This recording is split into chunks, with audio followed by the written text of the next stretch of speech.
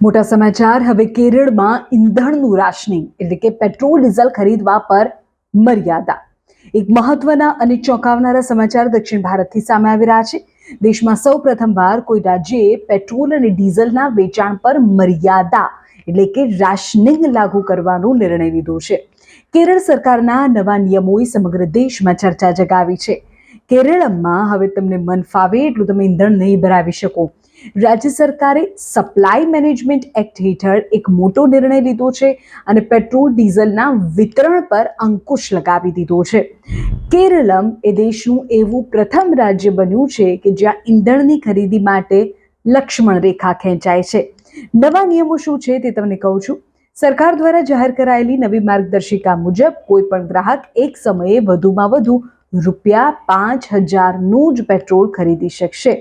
ડીઝલની પણ મર્યાદા નક્કી કરવામાં આવી છે. ડીઝલ માટે પણ જે ક્વોટા નક્કી કરવામાં આવ્યો છે તે અનુસાર ગ્રાહક મહત્તમ 200 લીટર ડીઝલ લઈ શકશે. આ સિવાય હવે કેરબા કે કન્ટેનરમાં ખુલ્લું ઈંધણ લઈ જવા પર પ્રતિબંધ છે. રાજ્ય સરકારનું કહેવું છે કે ઈંધણના સપ્લાય અને વિતરણને સુવ્યવસ્થિત કરવા માટે સંગ્રહખોરીને અટકાવવા માટે આ કડક પગલું ભરવું જરૂરી હતું. આ નિર્ણય પાછળ સપ્લાય ચેઇનને મેન્ટેન કરવાનો ઉદ્દેશ છે.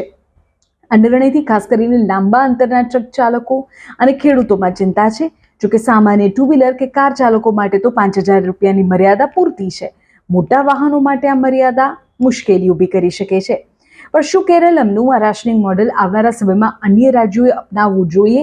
શું ઈંધણની આવી મર્યાદા જે છે તે ગ્રાહકો પર લગાવવી જોઈએ? તેનાથી સપ્લાય ચેઇન વ્યવસ્થિત થઈ જાય? તમે શું માનો છો? કમેન્ટ કરો.